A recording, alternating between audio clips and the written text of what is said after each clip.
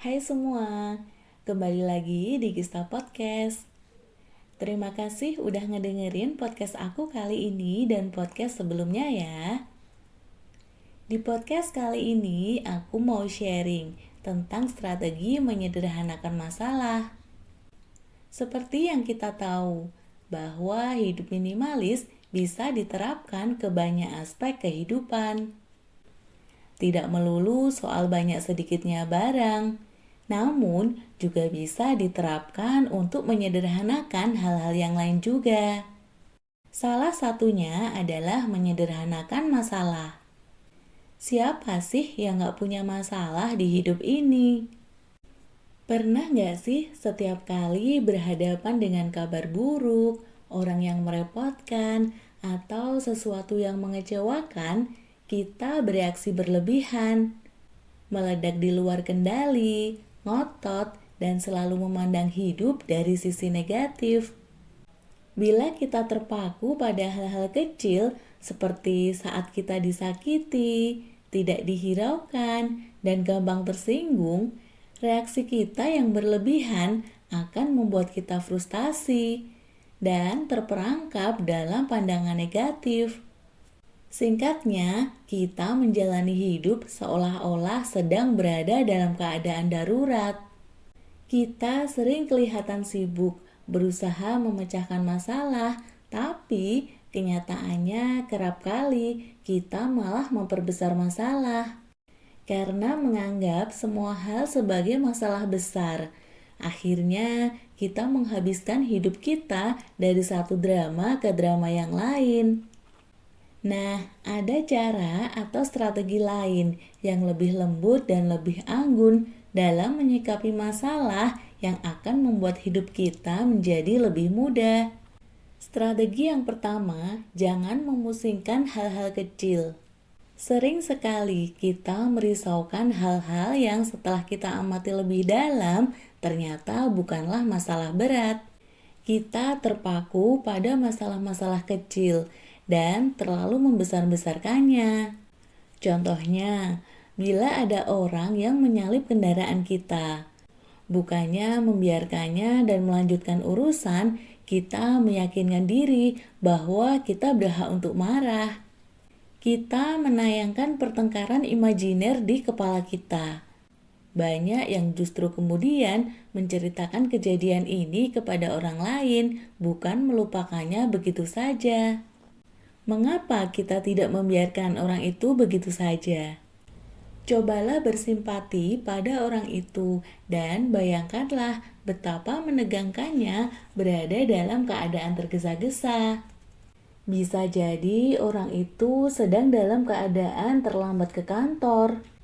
Dengan cara ini, perasaan nyaman kita tidak terganggu dan kita bisa terhindar dari dampak masalah pribadi orang lain. Banyak hal-hal kecil serupa yang terjadi setiap hari dalam hidup kita. Harus menunggu giliran, mendengarkan kritik yang tidak adil, atau harus memikul paling banyak tugas. Semua itu akan sangat membebani bila kita tidak belajar untuk tidak memusingkan hal-hal kecil.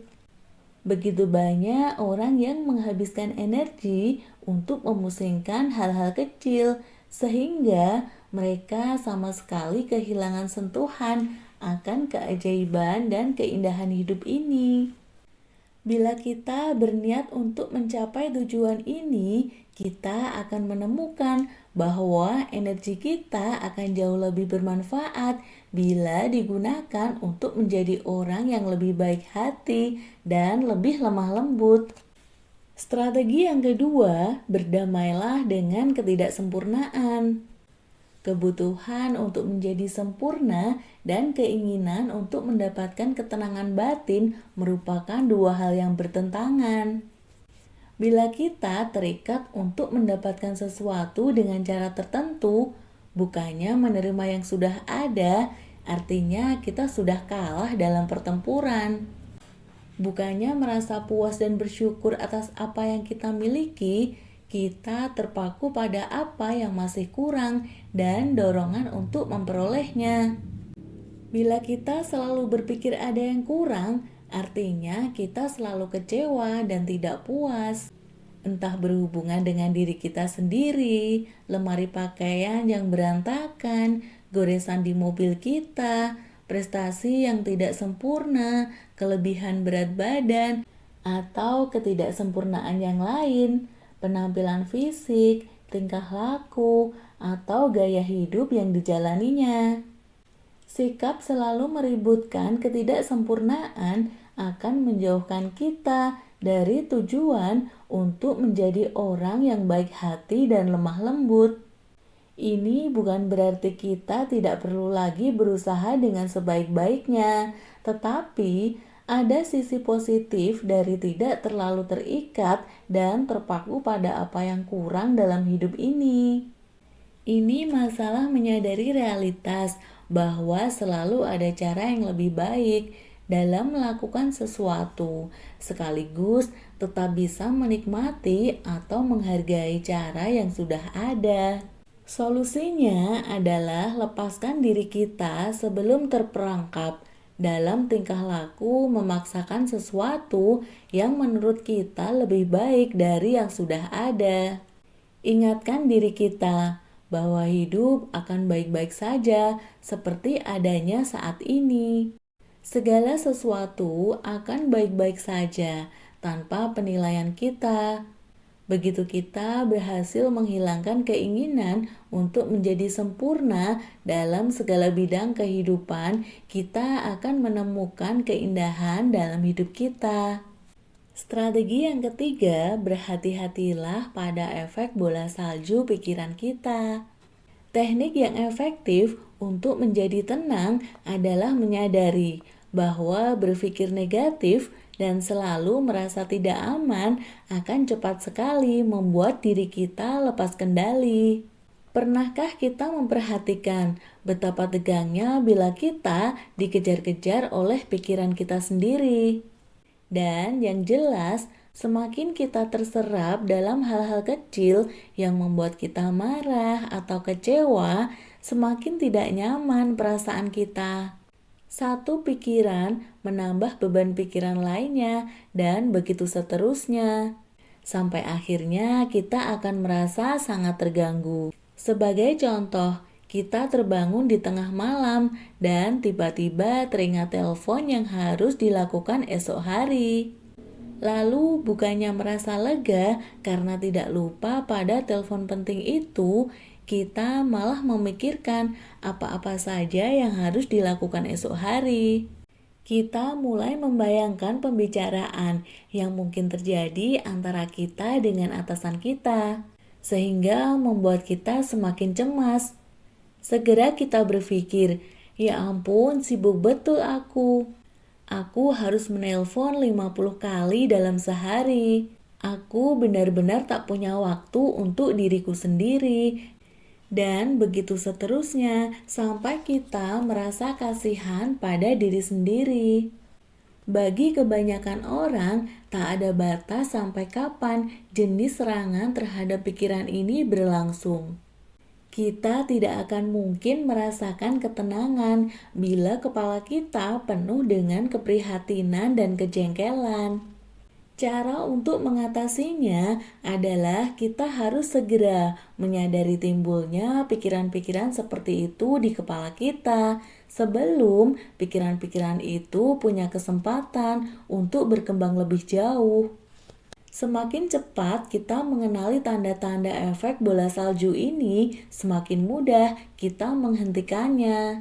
Dalam contoh tadi, kita mungkin dapat mengenali tanda-tanda efek bola salju ini begitu kita mulai memikirkan apa-apa saja yang harus kita lakukan esok hari. Lalu, ketimbang terobsesi akan apa yang harus kita lakukan esok hari, katakan pada diri sendiri, "Wah, aku mulai melakukannya lagi," dan secara sadar hentikan sejak awal. Ini berarti kita menghentikan kereta pikiran kita sebelum kereta itu berangkat. Selanjutnya, kita sebaiknya memusatkan pikiran bukan pada betapa kewalahannya kita menghadapi hari esok, Tetapi betapa bersyukurnya kita karena ingat pada telepon penting itu. Bila saat itu masih tengah malam, tuliskan pada selembar kertas bahwa besok kita harus menelpon dan kembalilah tidur. Jadi, ada baiknya kita menyediakan ballpoint dan beberapa lembar kertas di meja di samping tempat tidur kita untuk mengantisipasi terjadinya hal-hal seperti ini.